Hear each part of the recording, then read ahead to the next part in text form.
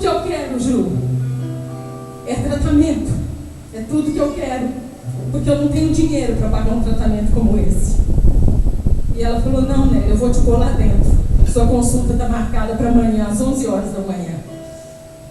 Deus se moveu, queridos.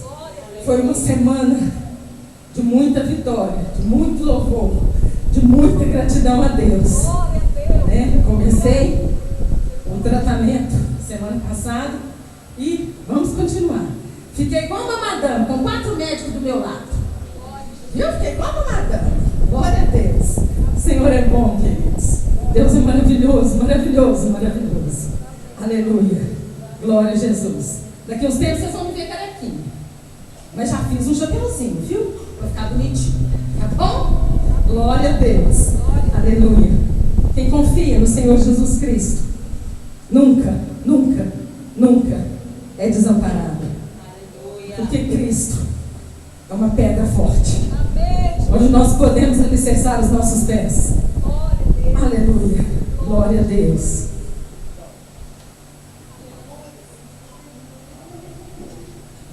Aleluia. Glória a Deus.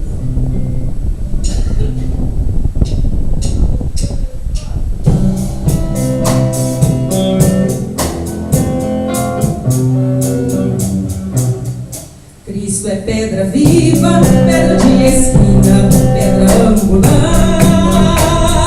Cristo é rocha pura, toda criatura pode segurar. Essa rocha é Cristo, todo imprevisto pode resolver. Todos os seus pecados serão perdoados. Cristo tem poder. Cristo tem poder. Quem sabe lutar. Cristo é poderoso. Ele é o leão cabrito de Judá. Cristo tem poder. Quem sabe lutar. Cristo é poderoso. Ele é o leão cabrito de Judá.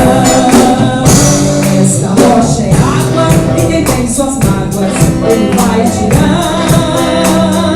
Nunca estou sozinho, Cristo é meu caminho, nele tenho paz. Tem paz verdadeira, quem nessa rocha permaneça. Cristo é a verdade, e se creres nele, tu vencerás. Cristo tem poder e sabe lutar. Cristo é poderoso, ele é o leão cabrito de Judá. Cristo tem poder e sabe lutar. Cristo é poderoso, ele é o leão cabrito de Judá. Esta rocha é água e quem tem suas mágoas ele vai tirar. Nunca estou sozinho, Cristo é meu caminho, nele tenho paz. Tem paz verdadeira, quem nessa rocha permaneça. Cristo é a verdade, e se creres nele, te libertará. Cristo tem poder e sabe lutar. Cristo é poderoso, ele é o leão cabrito de Judá. Cristo tem poder e sabe lutar. Cristo é poderoso, ele é o leão cabrito de Judá. Cristo é poderoso, ele é o leão cabrito de Judá.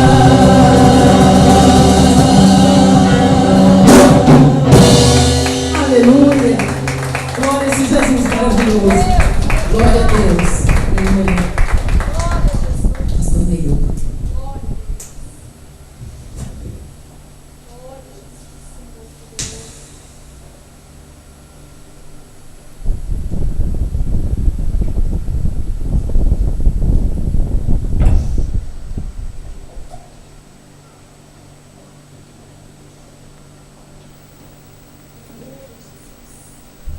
Boa noite, querido.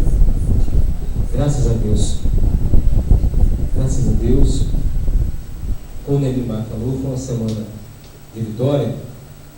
E eu fui com ela acompanhar ela no consultório médico.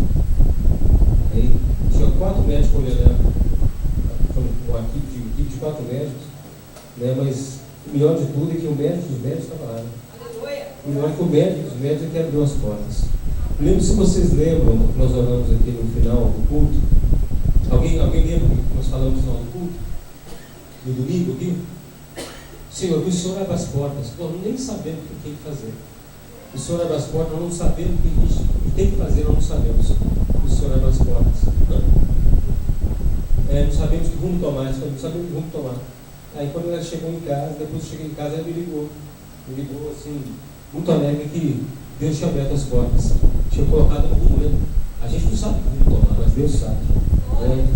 Aí o Rafael, nem sem saber, tinha oferecido para levar ela. Se precisar, eu vou levar ela. No dia seguinte estava o Rafael já, precisando do Rafael. No mesmo dia, né, Rafael? Ligou para você no mesmo dia. Rafael, no final do curso, falou só: se precisar levar, eu levo. Quando chega, tem notícia, o Rafael levou ela lá. No domingo, na segunda-feira, nós saímos de lá às 6 horas, quase 6 horas da tarde. Nós saímos de lá às 6 horas da tarde. Nós estamos felizes que a gente parece que a gente tem que ver alguma coisa acontecer, né? A gente tem que ver as coisas acontecer e Deus, enquanto a palavra de Deus fala que Deus trabalha enquanto a gente dorme, né? Enquanto a gente dorme, Deus trabalha a nosso favor. E nós cremos num Deus, não um Deus comum, mas um Deus incomum. Um Deus que, o Deus da Bíblia hoje, ele é considerado um Deus incomum. As pessoas não creem mais como o Deus da Bíblia. Creem em outro Deus, mas a gente que crê no Deus da Bíblia, que nada escapa aos olhos dele, nada escapa aos próprios cuidados dele. E ele tem sido zeloso para conosco. Tem sido zeloso para com a nossa vida. E uma coisa eu lembro que eu falei, não lembro se eu falei em casa, não lembro onde eu falei. Fui na casa da minha mãe. Eu falei: tá aí uma coisa que dinheiro não compra. Uma coisa que dinheiro não compra. A pessoa pode ser próspera, pode ter o que for, mas o dinheiro não compra saúde. O dinheiro não compra amizade. Quem ligou para a Neymar foi uma cliente dela, a doutora Juliana, é cliente antiga. E o doutor Gustavo Lanza, que vai cuidar dela, é o cunhado dela, né? Co-cunhado. Esse co-cunhado, então ela lembrou do Neymar, que falou com esse co-cunhado e foi lá para cuidar dela. Isso o dinheiro não compra. Esses elos, esse agir de Deus, dinheiro não compra isso. A pessoa pode estar cheia de dinheiro, cheia do que for. Se Deus não entrar no meio, ela morre amiga. Ela morre com sede, com água do lado, ela não pode beber. É isso que acontece, às vezes. A gente pode sair daqui, nesses hospitais, você vai ver o rico e o pobre sofrendo. Tanto o rico quanto o pobre sofrem muita coisa. Você vai no cemitério. A diferença no cemitério é a cova. Isso que é a diferença do cemitério. Mas a terra que vai comer, os bichos que vai comer, as baratas que vai intestar o túmulo, são as mesmas. Comer uma barata, alguém bicho vai comer, é a mesma coisa. Mas tem diferença entre aqueles que temem a Deus e os que não temem a Deus. Aquele que teme a Deus, a barata pode comer o corpo, o bicho pode comer o corpo, mas a alma está resguardada no céu, resguardada pelo nome de Deus. É isso que é o mais. Amém?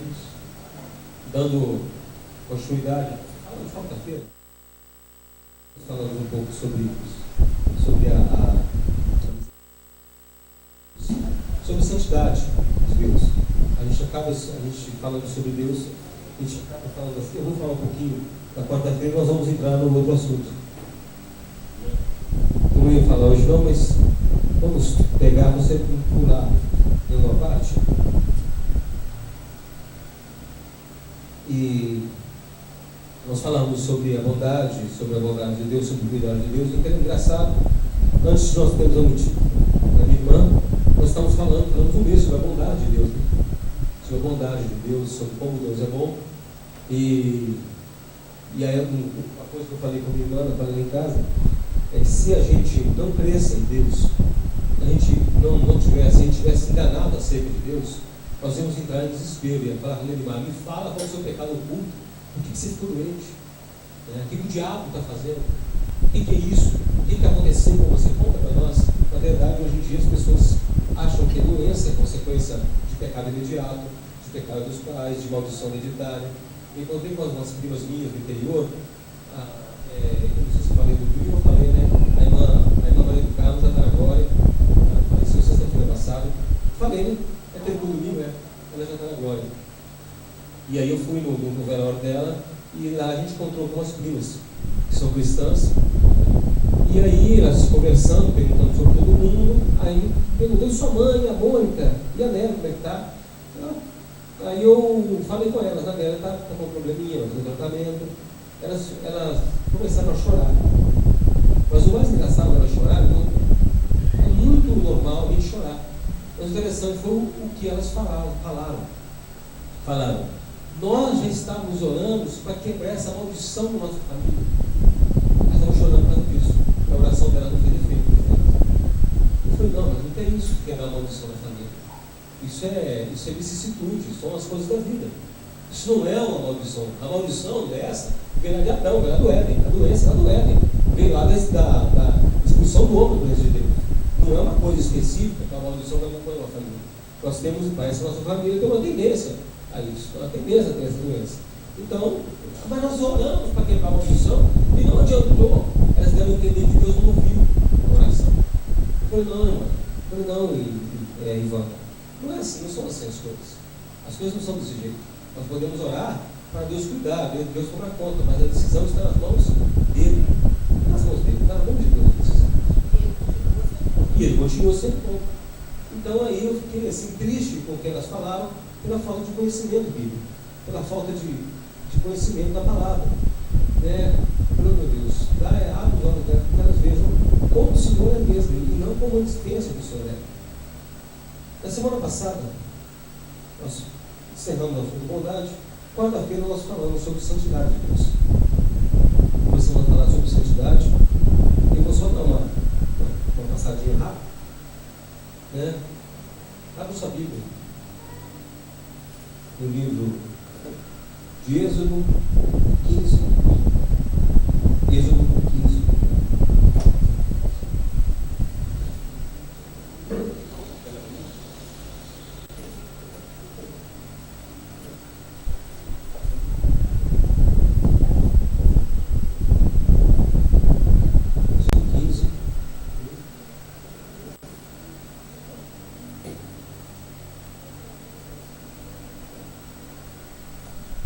Então cantou Moisés e os filhos de Israel este cântico ao Senhor e falaram dizendo: Cantarei ao Senhor, porque gloriosamente triunfou, lançou no mar o cavalo e o seu cavaleiro. Desculpa, 15 e 11. 15 e 11. É o cântico de Moisés.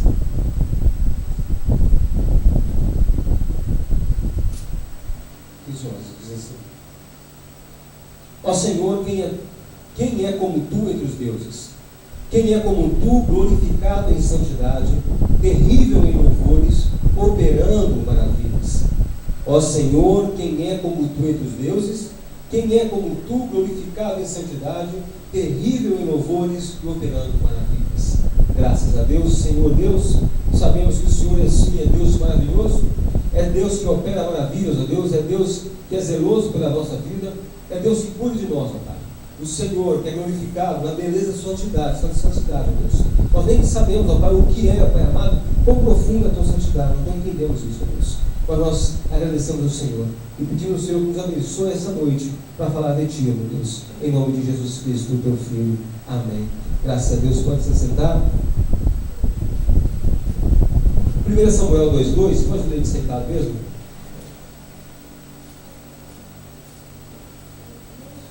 Samuel 2,2.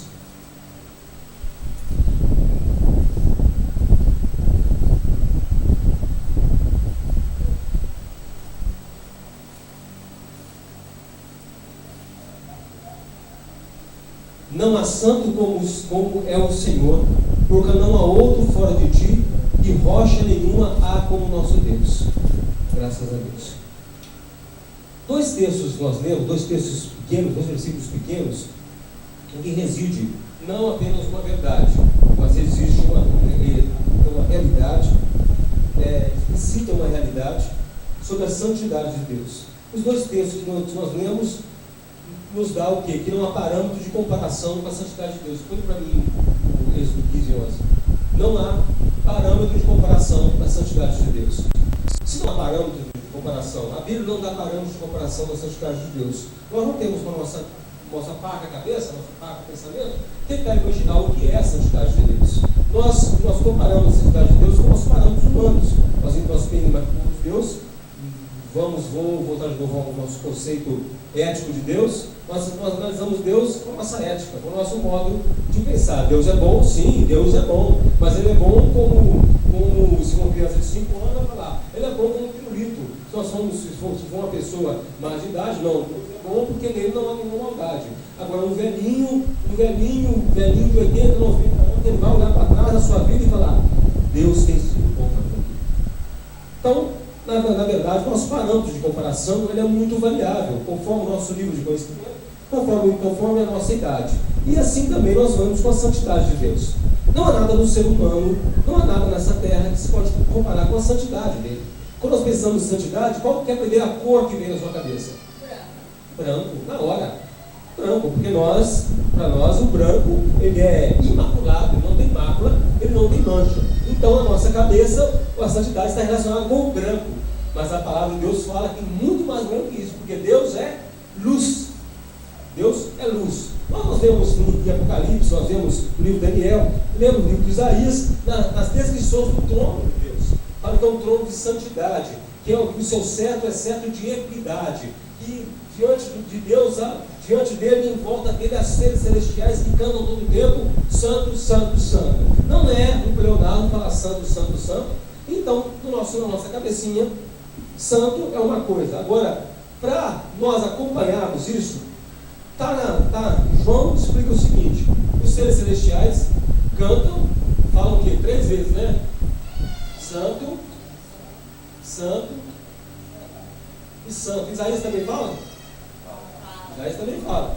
Então, se não há apenas um mero enfeite de uma música, não é um refrão de uma música. Santo, santo, santo, Deus onipotente, cedo de manhã cantarei o seu louvor. Aí vem, tu somente é santo. Nós tentamos expressar a santidade de Deus no conhecimento que a palavra nos dá. Só que, eles falando santo, santo, eles estavam dizendo o seguinte: Deus é santo, Deus ele é santo, a santidade dele também é santa, e a santidade santa também é santa. Na verdade, é um efeito cascata de santidade. Porque para nós não imaginamos que apenas santos são 3 vezes falando, se refere a santidade, a mesma santidade, ele é santo, santo aqueles, que é branco, branco e branco. Alterou alguma coisa? Não. Mas quando os anjos falam que ele é santo, o seu estado de santo permanece santo, porque ele continua santo por todos os séculos. Então a santidade de Deus para nós é inatingível no nosso pensamento. E aí nós vemos algumas correntes de pensamento falando que o pecado humano, você vai concordar comigo se você ouviu isso, que o nosso pecado afeta a santidade de Deus. Quem ouviu falar isso? Te ouve de vez em quando isso. Que o nosso pecado afeta a santidade de Deus. Como se Deus fosse afetado, e agora afetado pela criatura. Isso é impossível. É impossível.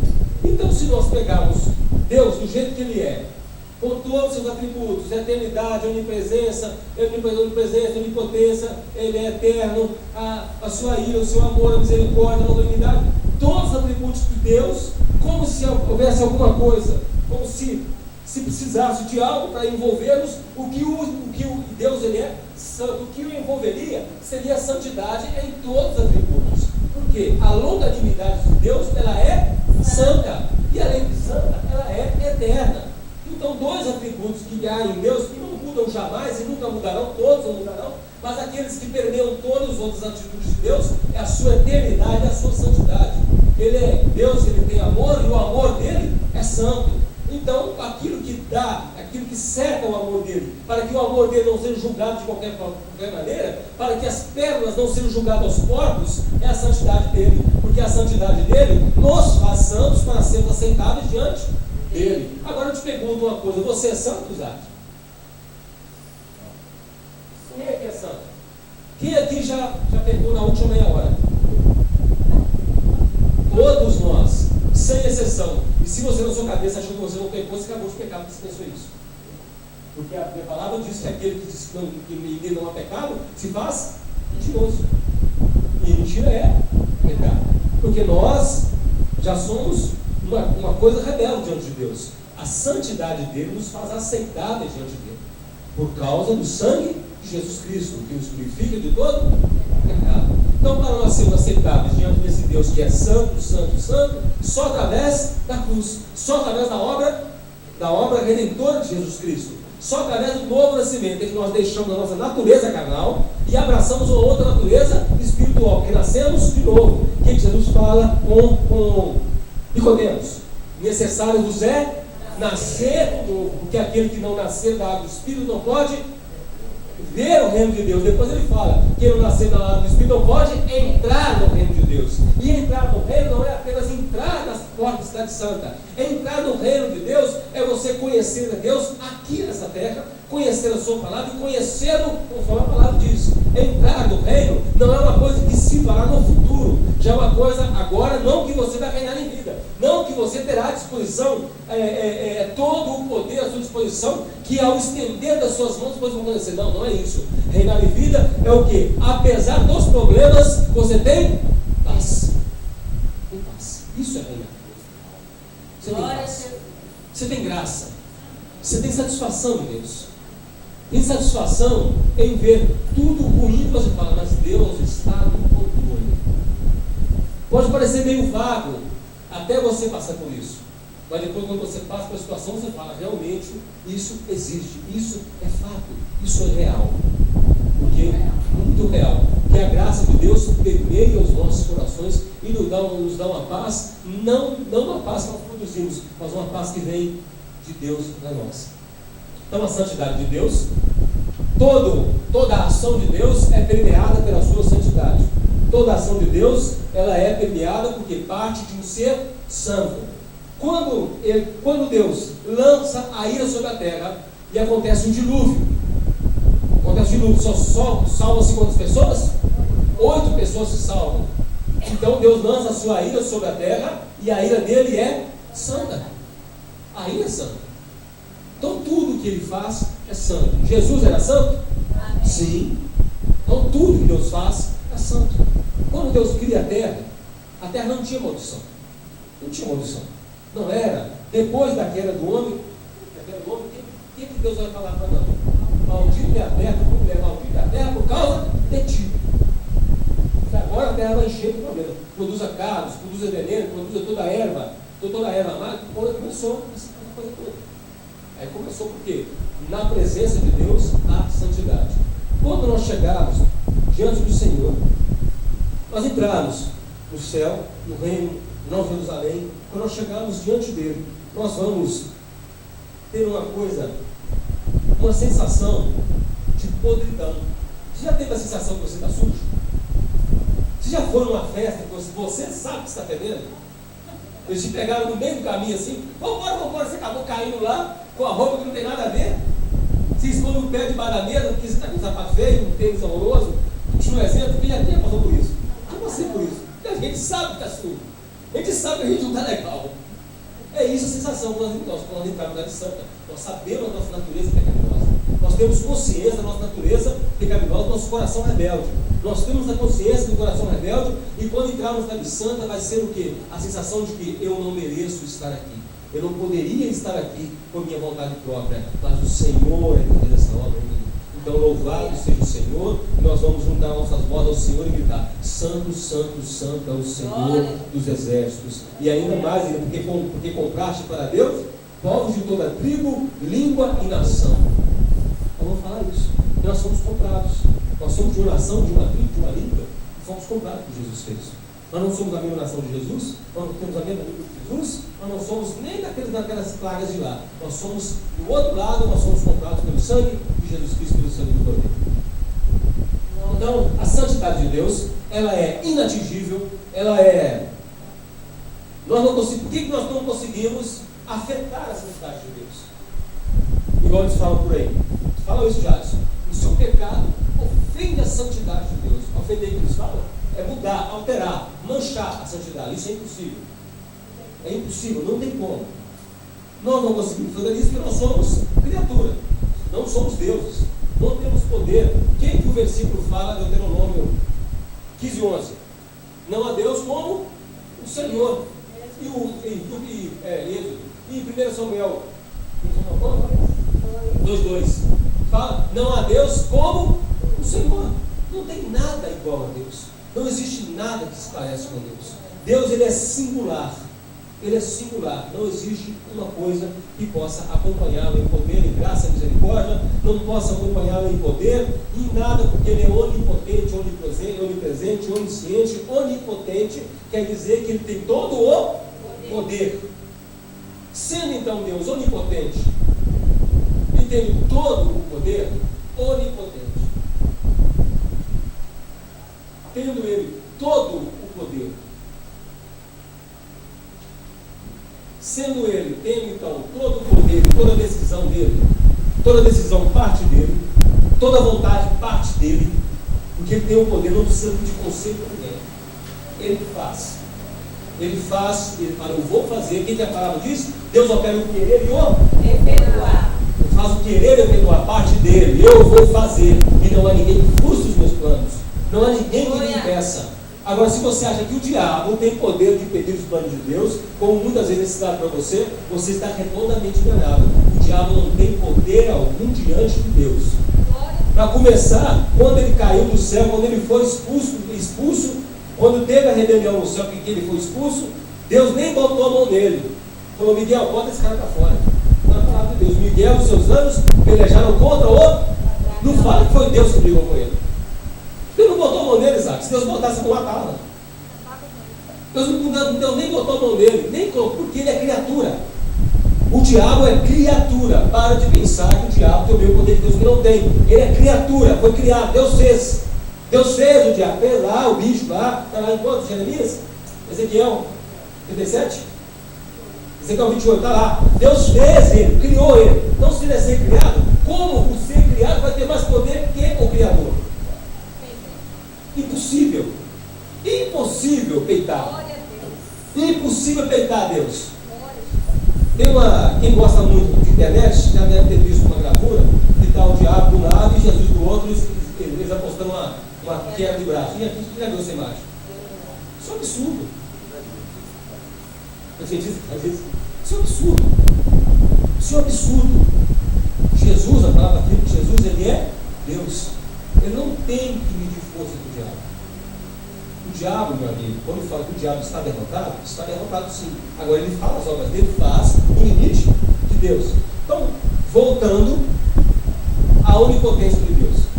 Se parte dele toda a ação, se parte dele toda a vontade, e o efetuar parte dele, então nós damos um nome a isso de soberania de Deus. O que é soberania de Deus? O que é soberania? O que você entende por soberano? Assim como todos. Soberano sou também a rei, não é isso? O rei, quando ele reina absoluto. Ele tem um poder sobre o reino, tem um poder sobre os súditos, um poder sobre tudo. Ele é o rei, ele manda. O reino pertence a ele. Então o reino de Deus pertence a quem? A ele. E quem manda no reino dele? Ele que manda. Agora, se ele manda no reino, se ele manda nos seus súditos, então quem é o dono da igreja? O próprio Deus. O próprio Deus reina na igreja. O próprio Deus manda na igreja. O próprio Deus governa a igreja. E quem é a igreja? São parentes? São pessoas. Então Deus tem que reinar, mandar, cuidar da sua vida. Ele reina sobre você. Ele tem todo o poder sobre a sua vida. Ele tem toda a satisfação em reinar sobre você. Tem toda a satisfação de exercer a vontade dele em você. Agora, a vontade de Deus não é a vontade como nós conhecemos. Vamos dizer aqui que eu ponho aqui na minha frente uma coisa gostosa, muito gostosa, que todo mundo come. Sorvete. Quem gosta de sorvete? Quem não gosta, né? Quem não gosta? Eu ponho aqui potes de sorvete aqui na frente. Vai gerar em você o quê? Vontade, né? Vontade de tomar sorvete. Se eu ponho aqui um prato, você está com muita fome, eu ponho um prato de arroz, feijão, um quiabinho, uma costelinha e uma pimentinha, está até fumegando. Vai dar para você vontade de comer? Vontade. Essa vontade que gera em nós, essa vontade é diferente da vontade de Deus. Deus não tem essa vontade, eu estou com a vontade de abençoar meu filho. Não é essa vontade que ele tem. Não é essa vontade. A vontade dele já está dita e perfeita por toda a eternidade. Não é um anseio que ele quer, não é que ele quer se satisfazer. Não, já está satisfeita nele. Tudo que ele pretende fazer na sua vida está satisfeito nele. Ele agora opera em você o quê? O querer e o efetuar. Não é que ele, eu estou com vontade de salvar as pessoas hoje. Não. A minha salvação está espalhada na terra. Eu não tenho vontade de ser satisfeita. Deus já é satisfeito. Quando fala em Romanos capítulo 12, transformados, rogo-vos, pois, irmãos, pela compaixão de Deus, que oferecemos os corpos como sacrifício vivo, santo e agradável a Deus, que é o nosso culto racional. E não vos conformeis com esse mundo, mas transformados pela renovação do vosso entendimento, para que experimenteis boa, agradável, boa, perfeita e agradável vontade de Deus. Então nós vamos pegar esse versículo, Romanos 12, a boa, perfeita e agradável vontade de Deus. Quem já é crente aqui há mais de 2 anos? Levanta a mão. Quem já é crente há mais de 1 ano? Nós sempre queremos saber a vontade de Deus na nossa vida, não é isso? Chamado jovem, eu estou todo passando por mistério, saber a vontade de Deus na minha vida, não é assim na minha vida? Quero saber a vontade de Deus na minha vida, quero saber o ministério, o meu chamado, o que Deus tem para mim, não é isso? Aí quando a gente tem esse versículo, fala assim, então eu vou experimentar qual a vontade de Deus na minha vida. Não, a gente está falando que você oferecendo o seu corpo como sacrifício vivo, santo e agradável a Deus, a primeira coisa que nós vemos bem à mente é um altar com lenha, com pedra e Isaac em cima. Sacrifício vivo, santo e agradável a Deus, o sacrifício. Mas nós não pensamos no que Paulo quer falar. Paulo quer falar para nós negarmos o nosso eu. O nosso sacrifício vivo é, em nossa vida, nós rejeitarmos a nossa vontade, nós conscientes da nossa vontade, conscientes que se eu fizer isso eu vou errar, se eu fizer isso eu vou pecar, então conscientemente eu rejeito essa vontade em mim, eu não vou fazer isso, eu vou mudar, não como uma atitude que parte também de mim sozinho, mas do Espírito Santo que há em mim, que está em mim, está me convencendo que aquilo é errado, que eu tenho que mudar. Eu convencido disso, eu tomo atitudes diferentes em minha vida. Esse é o sacrifício vivo, santo e agradável a Deus. É fazer o quê? Andar segundo a vontade de Deus. Não que Deus anseie que você acerte, mas Ele anseie que se cumpra em você a obra da perfeição, do aperfeiçoamento do Espírito Santo em você. Essa vontade não é um anseio, mas é a vontade expressa em você através do Espírito Santo. A vontade do quê? Manifestada em você da mudança, do novo nascimento. A vontade não é que vai ser ainda feita, já está feita em você e que ela permaneça em você. Que ela permaneça em nós. Não que nós não sejamos volúveis, que nós não sejamos levados por vento de doutrina, que nós não sejamos seduzidos por ideias contrárias à palavra, mas permanecemos firmes. Por isso é que Paulo fala, transformados pela renovação do vosso entendimento. Como se dá a renovação do entendimento? Como eu vou fazer essa renovação do entendimento?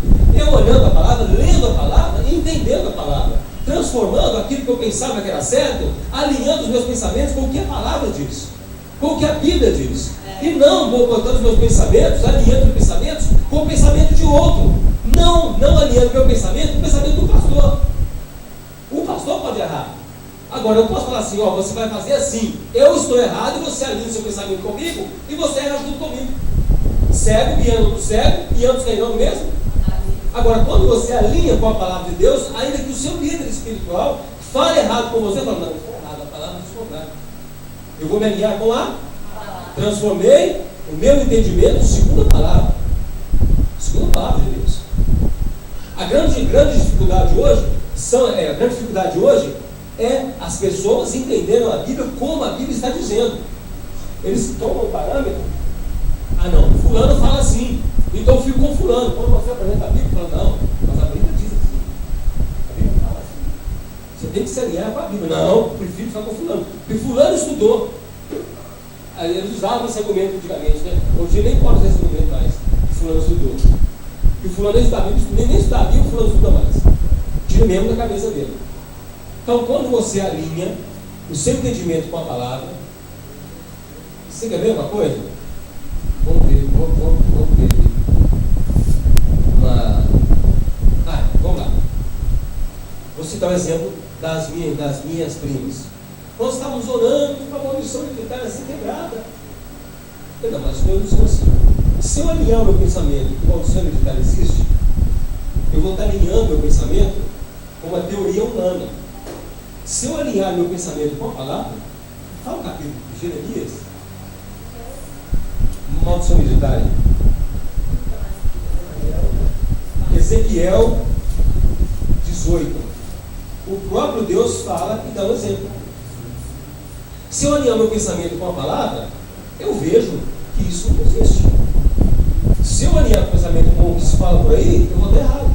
Agora, se eu volto a palavra e leio na Bíblia, o que fala na Bíblia, o que o próprio Deus fala, no Ezequiel capítulo 18, se eu vim cá e examinar a Bíblia, o que Paulo fala? Transformado pela renovação do vosso entendimento. Então eu vou renovar o meu entendimento sobre isso. Vou ver o que Deus fala. Quem está falando isso aqui é Deus. Olha, presta atenção como começa o capítulo 18.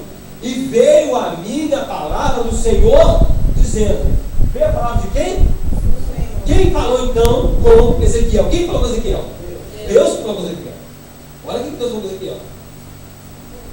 Que tendes vós que dizeis essa parábola acerca das serras da terra de Israel, dizendo, traduzindo em bom português, por que vocês estão conversando fiado? Está falando isso. Estão conversando fiado a respeito disso. E fala, os pais comeram uvas verdes e os dedos dos filhos se embotaram. Há um sentido. Quem já comeu aqui uma fruta verde? Uma banana verde? Uva verde é difícil de comer. Banana verde. Fica tudo travando, né? Está falando o seguinte, Israel falava assim, os pais comeram, traduzindo aqui para o português, os pais comeram banana verde e a boca do filho travou. Está falando, a consequência do pai, do que o pai fez, está em cima do filho. Aí Deus fala assim, com que autoridade ou conhecimento de causa vocês estão falando isso? Vocês tiraram isso de onde? É isso que eu estou falando, vem a minha maldição dizendo, por que vocês estão falando isso? Aí vem aqui embaixo, vivo eu, diz o Senhor Jeová, Deus está falando, vivo eu, diz o Senhor Jeová, que nunca mais direi esse provérbio. Então vocês param de falar bobagem, param de falar isso, vocês param de falar essa coisa por quê? Eis que todas as almas são minhas. Deus não é soberano? Então o que eu falei? O quê? O reino é de quem? Os habitantes do reino pertencem a quem? A Deus. Então ele fala, as almas são minhas. As almas são minhas, como a alma do Pai, também a alma do Filho é minha. Então não é consequência. Quem comanda isso aqui sou eu. Quem manda isso aqui sou eu. A alma que pecar, essa lei caiu? Não, até hoje. A alma que pecar, essa pecar. Romanos, porque o salário do pecado é a morte. Mas o dom gratuito de Deus é a vida eterna em Cristo Jesus, nosso Senhor. Então tá. Então, ponto pacífico, isso é verdade? Acontece? A alma que pecar se morrerá, então ele restringe a pena. Né? Aquele que errou, a pena está sobre aquele que errou. A pena, a alma que pecar, essa morte. Então ele restringe, já aqui no começo do texto, já restringe. Não vai ser o filho, a alma que pecar, o filho vai morrer. Não. Sendo, pois, aí ele dá um exemplo. Sendo, pois, o homem justo e fazendo juízo e justiça, não comendo sobre os montes, nem levantando os olhos para os filhos da casa de Israel, nem contaminando a mulher do seu próximo, isso é, ele não adultera, ele não é idólatra, ele é um homem justo, isso na época da lei, tá? Homem justo, nem se chegando a mulher na sua separação, não oprimindo ninguém, tomando ao devedor o seu penhor, não roubando, dando o seu pão ao faminto, cobrindo o nu com veste. Está falando aqui de um homem o quê? Justo. O cara é bom, tá vendo? O cara é bom. O cara que é bom. Não dando o seu dinheiro à usura, não recebendo demais, desviando a sua mão da injustiça, fazendo verdadeiro juízo entre homem e homem. andando nos meus estatutos. Então ele é o quê? Conhecedor de Deus. Andando nos meus estatutos e guardando os meus juízos para proceder segundo a verdade, o tal justo certamente viverá, diz o Senhor Jeová. Então ele descreve um homem justo falando, esse vai viver, porque ele é justo. Agora esse viver está se referindo à vida eterna. A vida eterna. Não é que ele vai ficar para semente. Está se referindo à vida eterna. Vida com abundância. João 10, né? Eu vim para ter vida e vida em abundância. Esse vai viver. E se ele gerar um filho ladrão? Está vendo? O justo gerou um filho ladrão. Um dia, tinha que ser justo, não tinha não. Mas o filho é ladrão. E ele gerar um filho ladrão, derramador de sangue, que fizera a seu irmão qualquer dessas coisas, todo contrário do pai. Olha aqui, ó. E não cumprir todos aqueles deveres, mas antes comer sobre os montes, contaminar com a mulher do seu próximo, ficar adúltero, oprimir o aflito necessitado, praticar roubos, não tornar o penhor, levantar os olhos para os ídolos e cometer abominação, emprestar a usura, receber demais, porventura viverá? Não viverá. Todas as abominações ele fez, certamente morrerá, o seu sangue será sobre ele vai pagar o que está fazendo. Então, vamos fazer um desenho aqui. Nós temos aqui um homem bom, um homem bonzinho, velhinho, bonzinho, viveu, né? Justo, bonitinho, né? Viveu bonitinho aqui e tal. Ele é um homem bom. O seu filho é um filho ladrão. Ele é ruim. Esse não sabe desse? Não era para ser assim, né? Não era para ser assim. Então vamos lá. Ele escolheu o mal. Ele quer fazer o mal. Eu vou para o culpa do pai? O que Deus falou aqui? Nunca mais se diga Israel, os pais comeram os deles, os dedos dos filhos se voltaram. O que fez ele para ter um filho assim? O que Deus falou? Todas as almas são minhas. Soberania, Deus é soberano. Vamos mais. Tem mais um texto ainda. E eis que se ele gerar um filho, que veja todos os pecados que seu pai fez, e vendo-os não cometer coisas semelhantes. Ele gerou um filho ainda. O filho viu. O filho viu o pai, ladrão, fazer um monte de coisa lá. Ele viu. Ele viu o pai ladrão. Viu que o pai não gastava. E era para ele ser ladrão, porque, segundo a teoria da maldição, tinha que sair. A maldição daqui pertinho, né? Ser ladrão também, mas olha o que diz o texto. Olha o que diz o texto.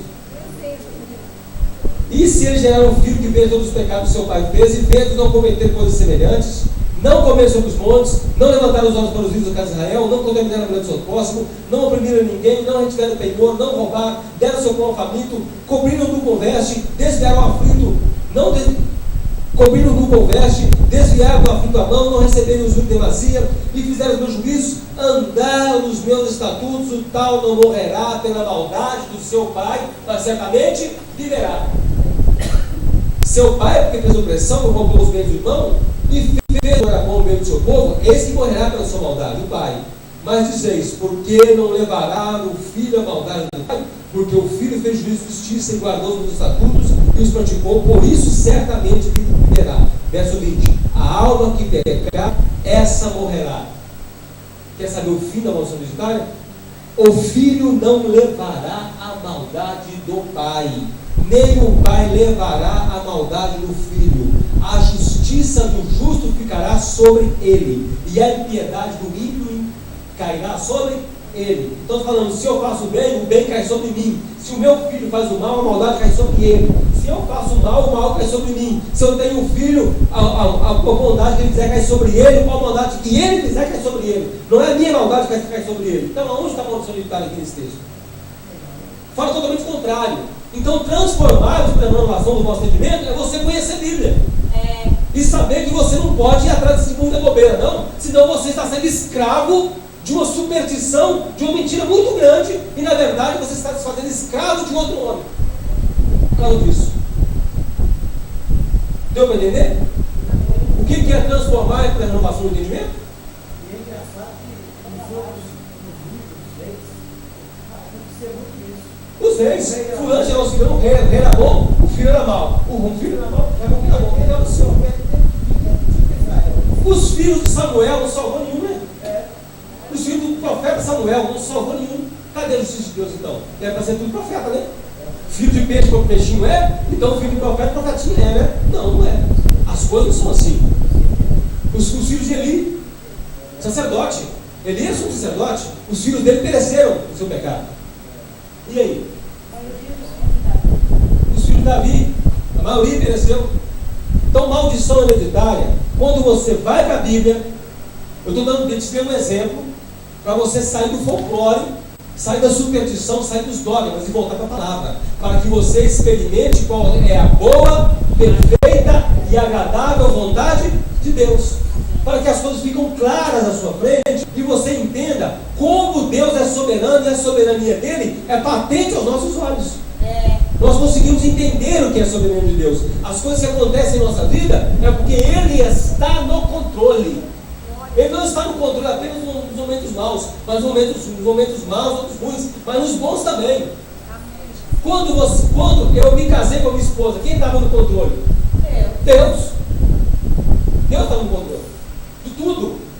Qualquer opção na sua vida, qualquer situação em sua vida, quem está no controle realmente, apesar de você achar que é você que manda? Quem está no controle? Deus. Como o diabo vai entrar então no meio para fazer você tomar uma decisão errada? Só com a permissão de Deus. Como isso? Com a permissão de Deus. Se eu amo a mentira, se eu amo o engano, se eu amo a coisa errada, as decisões que eu tomar, Deus pode liberar os espíritos de mentira para poder ser enganado. Ele fez no passado. O rei, né? Tinha quantos profetas lá? 400 profetas. Tudo falando mentira. Por quê? Chegou o Espírito de Deus, Deus falou assim: como eu vou enganar o rei? Chegou o Espírito assim: eu serei o Espírito mentiroso na boca dos seus profetas. E Deus falou para ele: vai lá e fala os teus tempos, você vai receber. 400 profetas estavam mentindo. O rei chega a hora assim e fala: tem um profeta de Deus aí não? Manda buscar o profeta lá. Esse é o Deus. Acho que esse texto. Primeira rede, segunda rede. Operação mesmo. Então, se eu amo a mentira, se eu tenho prazer na coisa errada, se eu tenho prazer no erro, eu posso chegar no centro espírita que vai vir a minha bisavó e falar comigo. E é mentira. É mentira.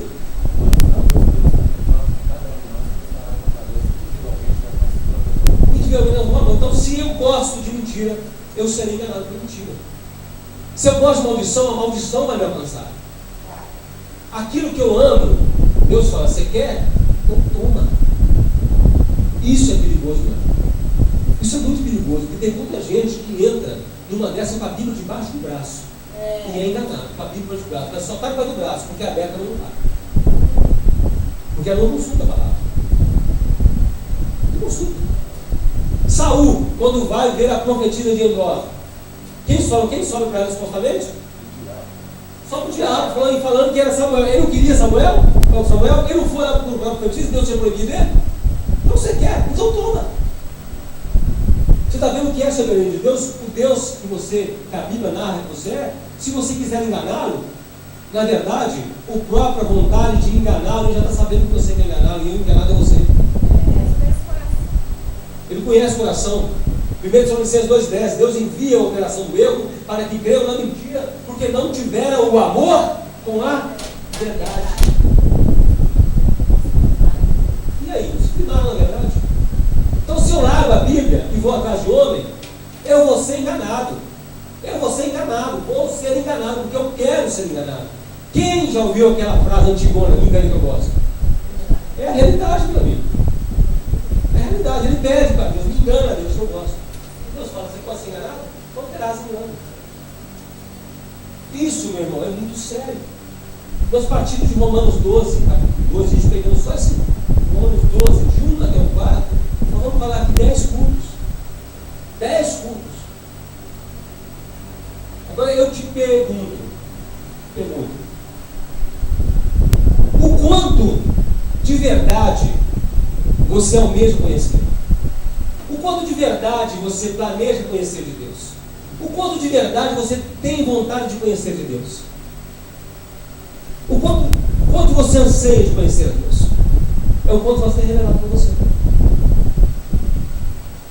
O quanto quanto você buscar conhecê-lo, é o quanto ele vai se mostrar para você.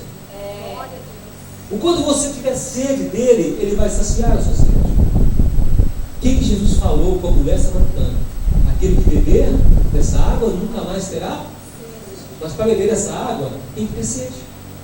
Bem-aventurados que têm fome e sede de justiça, porque serão fartos. E o que é a justiça senão a vontade de Deus? O que é isso? A justiça. Então, quanto nós quisermos conhecer, ele vai se revelar. Ele tem um texto em Isaías que fala o quê? Chegai-vos a mim, que eu vos chegarei até vós. Tiago 4:8. Qual? Esse texto? Para Isaías. Chegar a Deus, quem vai chegar a você? Agora, se eu ficar brincando com Deus, brincar de amarelinha com Deus, eu estou no céu, vou para o inferno. Vou voltar para o céu. Sabe quando eu vou conhecer Deus? Nunca. Nunca vou conhecer Deus. Eu vou conhecer uma outra coisa que eu vou achar que é Deus. Eu vou entrar em contato com outras coisas que eu vou achar que é Deus. Eu vou ser enganado por outras coisas achando que é Deus. Eu vou me fazer escravo de homens. Eu vou me fazer escravo de filosofias. Vou fazer escravo de teorias. Eu vou me fazer escravo de muita coisa. Mas eu nunca terei sobre mim as cadeias de Cristo que Paulo tinha. Eu nunca terei sobre mim as algemas do Evangelho. Eu nunca serei moldado nem podado pelo Evangelho. Nunca serei, se eu não buscar o verdadeiro Deus. O que Jesus fala? Quem crê em mim, conforme diz as Escrituras, dele fluirá um rio de água viva. Então, além de matar a sede, eu vou matar a sede de muita gente também. Além de eu matar a minha sede, de mim vai sair rio de água viva, eu vou matar a sede dos outros. De mim vai sair coisa para alimentar os outros. Isso, meu irmão. Isso hoje nós vemos muito pouco. Nós não vemos gente que quer conhecer a Deus. Você conhece muita gente que quer conhecer a Deus? Romanos fala, não há ninguém que busca a Deus. Paulo já falava naquele tempo, não tem ninguém que busca a Deus. E esses tempos trabalhosos então? Os últimos dias virão tempos trabalhosos, difíceis. Nós vemos hoje muita coisa em nome de Deus, mas tem que se entender em nome de qual Deus? Qual Deus está fazendo? Eu não suporto ver gente chegar para mim, não é de religião, já se matou muito na história em nome de Deus. Um dia o cara falou do serviço, eu não suportei, eu tive que soltar ele. Não, negócio de religião nenhuma. Eles já mataram muita gente em nome de Deus. Eu falei, peraí, meu amigo, lê do engano seu, você não conhece história, se matou em nome de papas e em nome de reis, não em nome de Deus. Você não conhece nada de história. Que aqueles que seguiam a Deus estavam nas catacumbas romanas, estavam escondidos nos campos para não serem mortos também. O povo de Deus estava escondido. E as pessoas que saíam se matando muçulmanos, não. O povo de Deus seriam os valdenses, os huguenotes, os anabatistas, estavam escondidos nos campos, nas cavernas, buscando a Deus. Esses tinham Deus. Agora, esses que matavam os outros, não era Deus, não vem para ficar comigo, não. Você não conhece a história. Você não conhece nem a história da religião. Aí, acabou a boca. Não em nome de Deus que se matou, mas em nome dos próprios homens. Deus nunca fez esse estardalhaço quando quiser. Não é Deus de confusão, não. Você me desculpa por essa. Você deve falar isso com quem conhece, quem conhece a história, quem conhece a Bíblia, né? 1 Reis 22.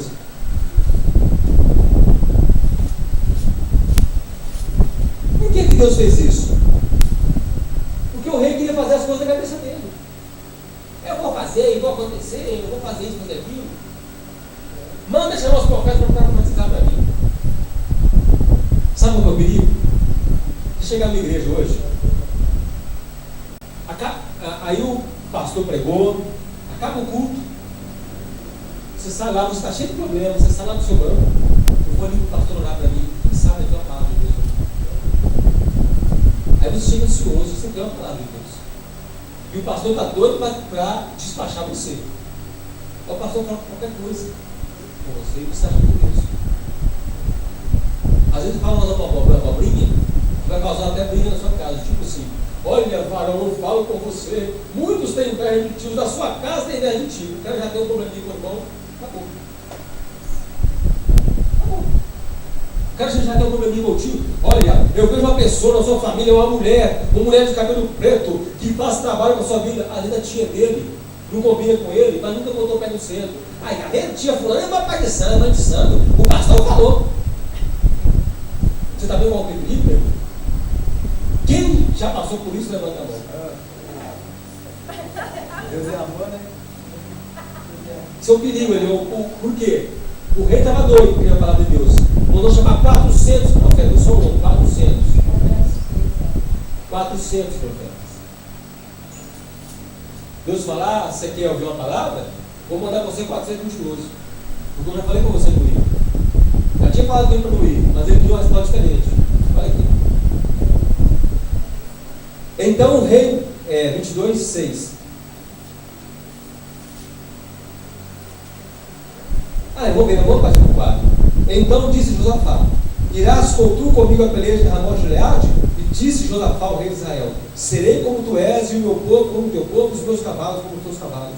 E disse mais Josafá ao rei de Israel: consulta, porém, primeiro hoje a palavra do Senhor. Então o rei de Israel juntou os profetas até quase 400 homens e disse-lhes: ireis a peleja contra Ramon de Gileade ou deixarei de ir? E eles disseram: sobe, porque o Senhor entregará na tua mão o rei.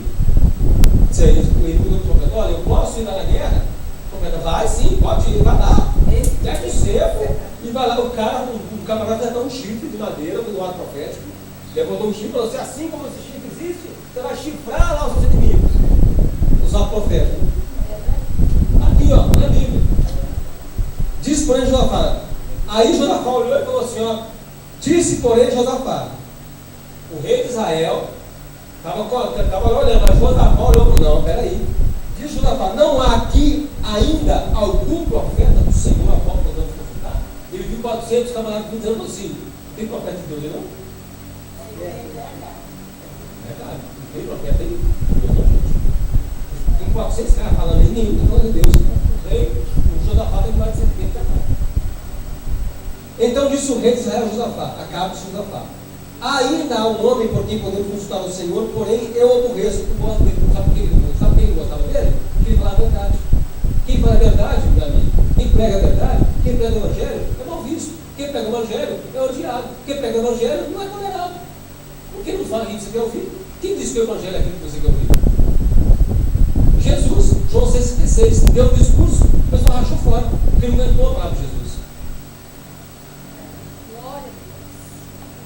Porém eu aborreço, porque nunca profetizo de mim mesmo, isso mal. Esse é Micaías, filho de Iná, e disse Josafá: não fale o rei assim, não fala assim, cara, não faz Deus. Então o rei de Israel chamou o eunuco e disse: vai trazer Micaías para mim. Então lá vai descer, aqui ó, verso 11. E Zedequias, filho de Kenana, fez para si uns chifres de ferro e disse: assim diz o Senhor, com estes ferirás os sírios até de todos consumir. O cara pegou um chifre e colocou assim: tá vendo aqui ó, meu ato profeta, esse chifre aqui ó, assim como os chifres existem, vai lá matar todo mundo. Era mentira. Era mentira. É tão bonito, né? Quando alguém fala assim: marcha, somos marcha, você vai marchando e não acontece nada na sua vida. E na verdade você não se converteu. Na verdade você tem busca de sinal. Quem Jesus falou assim: quem é que pede sinal para Deus? Uma geração má, né? E às vezes a pessoa é adulta, ela vai no pastor que é profeta, ela está confirmando o adultério dela. Já pediram, me ligaram uma vez ao pastor: estou ligando para você fazer um casamento. Uma senhora de 84 anos com um homem de 40. Não faça essas coisas, não. Olha, eu chamo. Não, João Batista, tá vendo? Vou fazer um casamento com uma senhora de 84 anos com um homem de 40. Ó, porque esse casamento é de Deus, não é de Deus, não.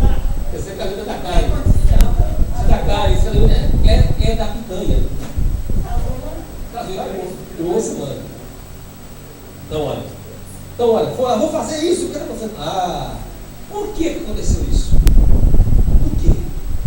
400 profetas falando mentira. Deus, ele é soberano. Soberano. Quem reina sobre o povo é Deus. Deus que reina sobre a sua vida, sobre a vida. A decisão parte do trono de Deus. Não parte do seu coração, parte do trono de Deus. Se você quiser experimentar, conhecer a vontade de Deus, transforma a sua cabeça, larga os dogmas, larga a superstição, se volta para a palavra, como diz lá em Jeremias, se coloca à beira do caminho. No caminho que você estiver andando, você para, fica à beira do caminho e pergunta aonde estão as veredas antigas. Onde estão os caminhos antigos que os teus pais andaram? Onde estão os caminhos antigos que vêm lá da história? Eu estou andando num caminho que parece que é novo. Eu não, eu quero um caminho antigo, eu quero um caminho da palavra, eu quero um caminho antigo. Eles falam, se coloca à beira do caminho, pergunte pelas veredas antigas. Pergunte aonde está aquilo que vem desde a eternidade. É nesse caminho que você tem que andar, não é no caminho novo, não é na unção nova, não é na revelação nova, não, é na revelação que vem das leis dos profetas até a graça. Tem que andar nessa revelação. Então vamos lá de novo. Vamos estar encerrando. E todos os profetas profetizaram, verso 12, e todos os profetas profetizaram assim, dizendo: sobe a ramal de Gileade e prosperarás, porque o Senhor a entregará na mão do rei. Você viu que todos estão falando o nome do Senhor, né? E o mensageiro chamará Micaías, falou dizendo: vês aqui as palavras dos profetas a uma voz, predizem coisas boas para o rei. Agora você, seja pois a tua palavra como a palavra de um Deus. Fala bem, isso é, alinha o seu discurso com os outros. Não chega lá falando diferente, não. Alinha com todo mundo. Se todo mundo hoje está pregando prosperidade, nenhuma, prega prosperidade também. Porque a onda hoje é prosperidade, senão a sua igreja não vai encher, a sua igreja vai acabar. E se você não pregar prosperidade, vai acabar. Se você não se alinhar com hoje em dia, com o G12, com não sei o quê, a igreja vai acabar. Porque a onda agora é isso. A onda é isso. Se você tem o seu discurso tem que se alinhar com o mundo, com os ventos de doutrina. É isso que está falando. O cara falou com o profeta: olha, eles estão falando isso, não vai chegar a falar diferente, não. Alinhe o seu discurso. Subornar. Porém, Micaías disse: vive o Senhor, o que o Senhor me disser do seu palavra. Olha, Micaías. E vindo ele ao rei, disse: Micaías, iremos a Ramot de Gileade, a peleja não deixaremos de ir. Ao rei perguntou para ele, né? E ele disse: sobe e serás próspero, porque o Senhor entregará na mão do rei. Ele também falou, ele tem que entregar ao rei. Ao rei falou: até quantas vezes te conjurarei que não me fales senão a verdade do Senhor? Aí Micaías fala a verdade. Então disse ele: eu vi todo Israel disperso pelos montes, como ovelhas que não têm pastor. E disse o Senhor: estes não têm Senhor, torne cada um em paz para a sua casa. E ele falou isso, que o rei ia morrer. O Senhor sobre eles ia morrer. O povo de Israel ia voltar para casa sem Senhor, voltar sem rei, o rei ia morrer. Então o rei de Israel disse: não te disse que ele nunca profetiza o bem, senão o mal? Então disse: ouve, pois, a palavra do Senhor. Eu vi o Senhor. Aí ele explica. O próprio Micaías fala assim: olha, esses caras estão profetizando aí, eu vou explicar porque ele falou mentira. Porque eu vi o Senhor assentado no seu trono, e todo o exército do céu estava junto dele, à sua mão direita e à sua mão esquerda. Deus sentado no trono, soberano, rei, todo o exército do céu em cima dele. E disse o Senhor: quem seduzirá Acabe a que suba e caia em Ramot de Gileade? Quem é que vai fazer essa obra de seduzir Acabe para que ele morra em Ramot de Gileade? E um dizia desta maneira e outro de outra. O exército, o Senhor falava: vamos fazer isso, fazer aquilo. Então saiu um espírito com letra maiúscula ou minúscula? Se é espírito, então, se não é maiúsculo, não é Espírito Santo. Do meio dele saiu um espírito, um demônio, e apresentou diante do Senhor e disse: eu o induzirei. E o Senhor lhe disse: como você vai induzir ele? E disse: eu sairei e serei um espírito de mentira na boca de todos os seus profetas. E disse: tu o induzirás e ainda prevalecerás. Sai e faz assim. Agora, pois, eis que o Senhor, quem botou? O Senhor pôs espírito da mentira na boca de todos os teus profetas, e o Senhor falou mal contigo. Por que ele falou isso? Por que Deus fez isso? Porque o coração do Acabe estava longe de Deus. O coração do Acabe, ele queria ouvir mentira. Ele não queria ouvir a verdade. Tanto é que ele não chamou o profeta pela verdade. Não, chama esse cara, não, esse cara só fala o que ele quer ouvir. Então, se ele buscou a mentira, o que o alcançou? A mentira. Aí tem mais. E disse Micaías: agora vem, Zedequias, aquele que fez o chifre. Zedequias que achou que agora depois dessa aqui, eu vou ser o bonzão, porque eu fiz o chifre, eu que apareci nos 400, então quando o rei voltar da peleja, ele vai me voltar na corte dele. Eu vou ser o bonzão. Aí pula de Zedequias com ele. Então Zedequias, filho de Kenana, chegou e feriu a Micaías no queixo. Deu um uppercut, né? Como é que se chama? Para quem não tem nome, sobre o queijo, Eu nem não sou ninguém. Hã? Dá soco não, Deus nem não soco no queixo. Deus nem não cruzado no queixo e falou assim: o que é isso que está falando aí, rapaz? Deu um soco no quem? O profeta de Deus deu um soco e disse: por onde passou de mim o Espírito do Senhor para falar de ti? Para falar de ti. De onde saiu de mim? Porque eu tenho o Espírito de Deus. Ele saiu de mim, porque o Espírito Santo, na época do Testamento, ficava em uma pessoa só. Ele vinha sobre um profeta, quando precisava ele ir embora. Agora, na graça, ele habita em nós. Mas no Velho Testamento, o Espírito do Senhor vinha sobre o profeta, ele profetizava, depois o Espírito saía. Olha. Então, veio sobre mim a palavra do Senhor, veio sobre mim o Espírito do Senhor. Todos os profetas falavam isso no Velho Testamento. Veio sobre mim e eu falei. Os Ezequiel falam assim: olha, de onde saiu de mim o Espírito que eu estava profetizando? O Espírito está em mim. Como que ele saiu de mim e foi falar em você? Ele está falando isso. Está falando isso. De onde saiu de mim? Então, eu estou falando mentira. Aí vai. Por onde passou de mim o Espírito do Senhor para falar a ti? E disse Micaías: eis que o verás naquele mesmo dia, quando trares câmara em câmara para te esconderes. Eu não sei o que aconteceu com Ezequiel, a Bíblia não fala. Mas o que ele falou? Você vai ver o Espírito do Senhor como se ele estiver escondendo. Se escondendo dele, ele vai te alcançar. Isso agora.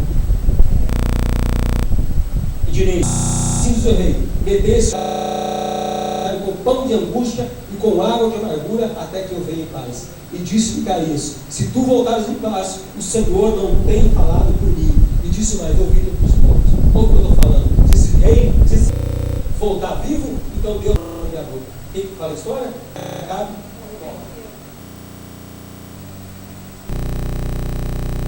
Vai buscar mentira? A mentira vai avançar. Se Deus envia a operação do erro para que o amor de verdade que vai operar em você não pode conhecer. Se você quer a verdade da palavra, você quer transformar o seu entendimento pela palavra, o que vai te alcançar é o Espírito de Cristo, o Espírito Santo. O Espírito da verdade vai te revelar como a palavra é. Como a palavra é, como ela fala para você. E você vai sair fora de tudo quanto é dogma, tudo quanto é mentira, tudo quanto é sofisma, tudo quanto é superstição, e vai acontecer uma coisa em você, que é a liberdade, meu amigo. De você, ainda que você esteja numa situação ruim, você tem a liberdade de falar: o Senhor é Deus da minha vida. Não apenas ficar: Deus da minha vida, fica comigo. Não é isso. Ele já está comigo, ele não vai me deixar. Ele vai estar comigo todos os dias da minha vida até a consumação dos séculos. Como ele vai me deixar? É isso que você tem que entender. Senão você não vai experimentar a boa, perfeita e agradável vontade de Deus. A boa, perfeita e agradável vontade de Deus é tudo que ele tem de uma vez. É tudo que ele tem. Esse tem pensamentos de paz a vosso respeito, não de mal, para alcançar o fim que desejamos. É isso o segredo deles. Esse é o segredo. O segredo do cristão é isso. Mas isso, meu amigo, isso já é um caminho antigo, já é uma história antiga, que já não se encontra há muito tempo. Isso é uma história antiga que você não ouve há muito tempo. Isso é um mito, que eles tomam como mito aí para fora. Eles tomam a palavra como mito hoje, como uma lenda. Apresento para você uma lenda da palavra. Tem que ser verdade viva, real, eficaz, do jeito que ela é. Isso aí não tem, hoje em dia não tem mais valor. Estou pregando hoje, não tem mais valor hoje em dia, não. Você acha que tem valor? Você acha que essa palavra remando de dois? Não. O povo não quer isso, não. O povo quer ouvir que você é vitorioso, quer que você receba vitória, receba vida. Não, eu tenho que receber, quero que você receba, sabe o quê? Receba Cristo. Receba a salvação. Revistados de Cristo como Paulo. Se revista da santidade do Senhor. É isso que eu quero para a sua vida, é isso que eu quero para o seu coração. Não importa, meu irmão. Não importa daqui, de hoje para frente, não importa o meu futuro, não. Não importa hoje que eu estou pregando. Não importa para mim, sabe qual é o futuro? É que eu vou entrar pelas portas do Senhor, com as vestes arrancadas, onde a noite e o pranto nunca chegarão. É isso que importa para mim. Aqui nesse mundo eu vou chorar, eu vou passar tristeza, eu vou passar muita luta. Eu sei disso, eu tenho consciência disso. Mas o que me espera lá é outra coisa. É isso que tem valor para mim. O Senhor te abençoe, te guarde, faça resplandecer o teu rosto sobre ti e tenha misericórdia de ti. E o Senhor sobre ti levante o teu rosto e te dê a paz. Põe sua cabeça no seu lugar, Senhor Jesus Cristo.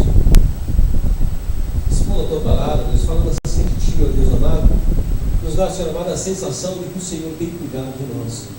Nos dá a sensação de que o Senhor tem zelado pelo nosso coração, Deus. Muito obrigado. Deus, as pessoas, Pai amado, tem, ó Deus, não é, ó Deus amado, a tua, Deus amado, o jeito de falar, não é a eloquência, nem a sabedoria, Deus amado, que converte o coração, é o teu Espírito. Ó Deus, eu sei que teu Espírito, ó Deus amado, trabalha no coração, ó Pai amado, com a velocidade que ele tem para cada um. Sim, ó Deus, mas apressa a tua obra sobre o teu povo, ó Deus. Apressa a obra da regeneração, da conversão, do conhecimento do plano de ti. Deus, que ainda é esse, ó Pai amado, que ainda tem nas mãos um denário, Pai, que multiplica esse denário, ó Deus, são de conhecimento de ti. Que não enterre, Pai amado, não enterre isso que ele tem, ó Pai amado, de maneira nenhuma, mas que seja multiplicado no coração dele o conhecimento do Senhor. Para que cheguemos, ó Deus, ao pleno entendimento da tua graça, do teu favor, chegamos ao pleno entendimento, ó Deus, do Senhor, Deus. Precisamos conhecer o Senhor. Necessitamos, ansiamos por conhecer a ti, ó Deus. O Senhor é o nosso bem, o Senhor é a nossa herança. Nos ajuda, Pai, a distinguir do bem da tua palavra, Senhor amado. Nos ajuda, mano, a achar o teu ouro, o ouro fino de um filho, o ouro fino que o Senhor fala lá, Deus amado, Apocalipse, para a da Odisseia. Aconselho-me de mim todo de ouro refinado. Nós queremos esse ouro refinado, Deus. Queremos esse conhecimento refinado da tua palavra. Nós te pedimos, te agradecemos no poderoso nome de Jesus Cristo. Esse é Deus que, sob o nome, todo poder, toda honra e toda glória, só Ele é digno de honra, poder, graça, majestade, louvado é o nome do Senhor. Aleluia. Graças a Deus.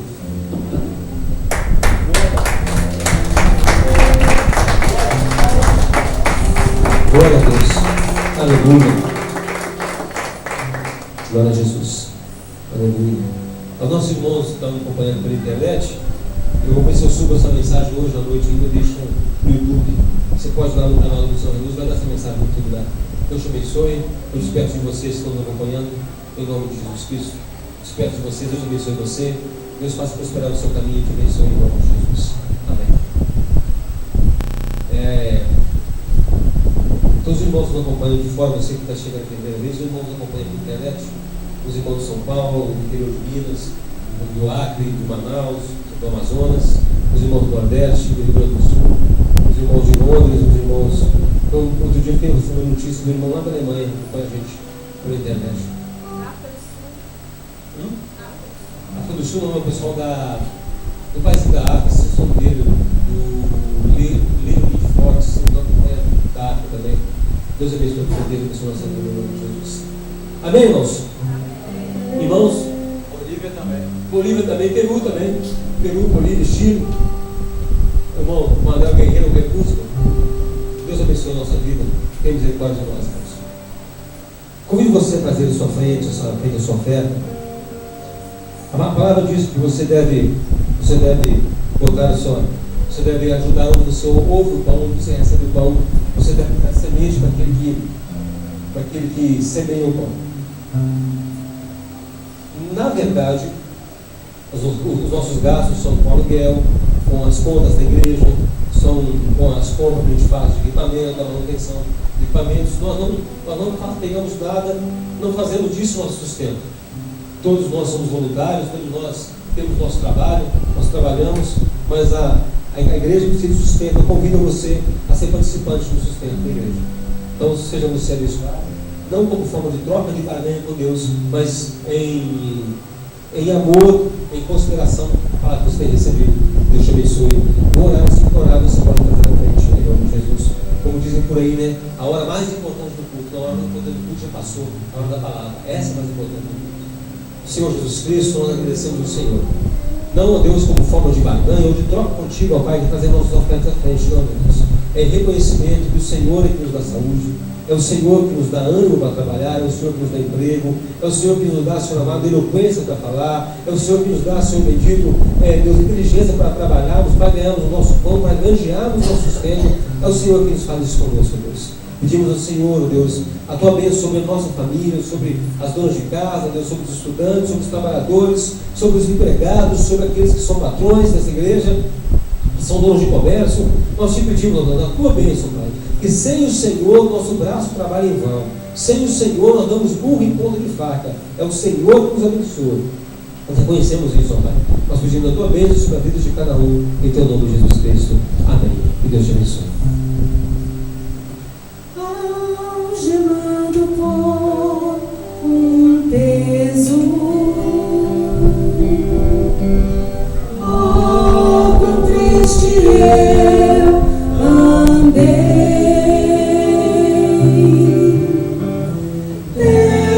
Sentir a mão de Cristo, não sou mais como era, eu sei. Tocou-me Jesus, tocou-me de paz e encheu meu coração. Quando o Senhor Jesus me tocou, livrou-me da escuridão. Desde que encontrei o amado e senti seu terno amor, tenho achado paz e vida, pra sempre cantarei em seu louvor.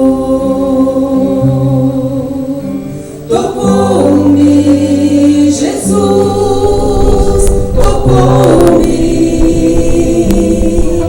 de paz e encheu meu coração.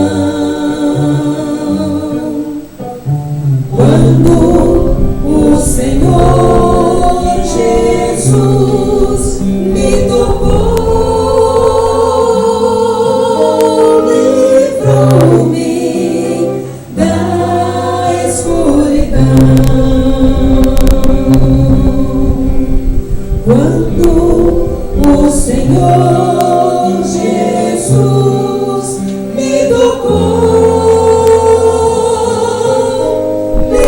livrou-me da escuridão. Graças a Deus. Amém, irmãos? Nós estamos um pouquinho atrasados no horário. Pedi o irmão Ademir para nós demorarmos. 5 minutinhos nós encerramos. Em nome de Jesus. 5 minutinhos nós vamos ter um período de oração. Nós vamos encerrar. Amém? O irmão Ademir encerra para a gente. Em nome de Jesus.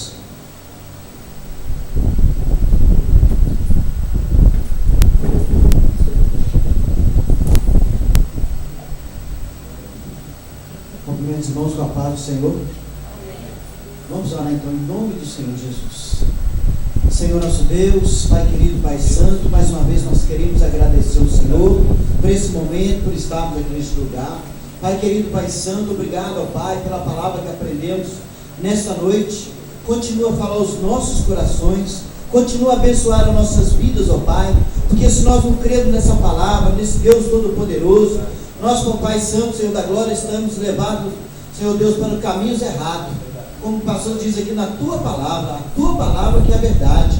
Por isso, ó Pai Santo, nós precisamos estar caminhando sobre ela, andando nela, ó Pai, buscando no Senhor a Tua verdade, porque somente a Tua verdade pode nos levar aos céus. Ó Pai querido, Pai Santo, continua a abençoar, Senhor Deus, cada lar aqui representado nessa noite, ó Pai, cada família aqui, Senhor Deus, que encontra conosco. Pai querido, Pai Santo, continua, Senhor Deus, a abençoar a vida do pastor Neilton, a vida da sua esposa, a vida dos seus familiares, dando força, ó Pai, como ele falou, Senhor Deus, ninguém aqui ganha para fazer esse trabalho, mas nós ganhamos muito mais do Senhor, porque o Senhor que nos sustenta, o Senhor que nos abençoa cada dia, cada manhã, Ele que nos dá a força para que nós possamos levantar e trabalhar. Por isso nós queremos agradecer ao Senhor por tudo que o Senhor tem feito em nossas vidas. Continua a abençoar, Senhor Deus, o teu povo nessa terra, o teu povo, Senhor Deus, que tanto geme, que tanto busca a tua presença. Deus querido, Deus santo, que nós possamos, ó Pai Santo, estar, Senhor Deus, buscando do Senhor, que nós não sejamos enganados, ó Pai, como muitos somos enganados, Senhor. Como diz o hino, Senhor Deus, quantos que corriam bem, hoje, Senhor Deus, estão nos caminhos tortuosos, estão fora do caminho do Senhor. Por isso eu lhe peço, ó Pai, enche cada um com o teu Espírito Santo, ó Pai, para que nós não sejamos enganados, Senhor. Deus maravilhoso, Pai, nós queremos agradecer ao Senhor por tudo que o Senhor tem nos feito, por tudo que o Senhor tem nos dado. Continua, Senhor Deus, em nome do Senhor Jesus, abrir os nossos olhos, ó Pai, para que nós possamos ver a verdade e andar nessa verdade, e que o Senhor te abençoe e te guarde, que o Senhor faça resplandecer o seu rosto sobre ti e tenha misericórdia de ti. O Senhor sobre ti levante o teu rosto e te dê a paz. Assim nós estamos encerrados em nome do Senhor Jesus Cristo.